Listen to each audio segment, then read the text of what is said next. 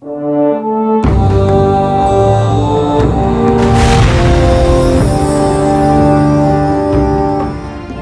into 2013, the team decided it was a great time to take a critical look at all 9 of our classes.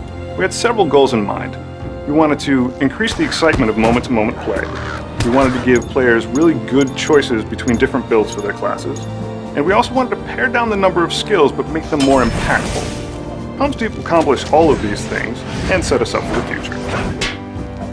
So this new trait tree system is really expandable. This is the largest update to the trait systems and the classes in general that we've ever done. This new system provides the players with a ton of growth where there wasn't growth before. As you level, you'll gain more and more points that you can spend in primary trees or your secondary trees.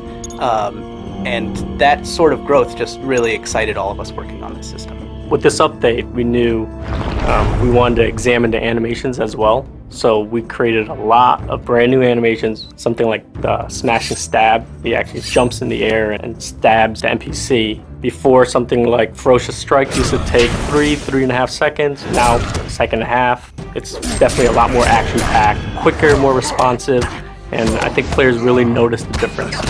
So for a practical example, let's take a look at a champion going through the Siege of Gondomar.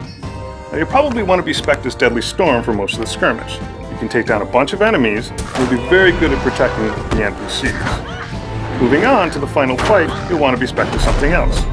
At this point, it makes a lot more sense to switch from Deadly Storm to Martial Champion because your ability to mitigate damage and your ability to hold aggro will ensure that Matthew doesn't die and that you complete the skirmish. And with this update, switching from Deadly Storm to Martial Champion is as easy as clicking a button. There's no going back to a Bard or Trainer or anything like that, which is pretty awesome.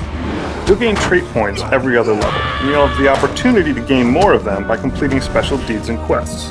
And don't worry, if you've completed deeds in the past which used to grant skills, you'll be granted trait points instead when Helm's Deep goes live. We're very excited to be making these changes for Helm's Deep, and we're equally excited to be working with the community to make each one of these classes as great as it can be.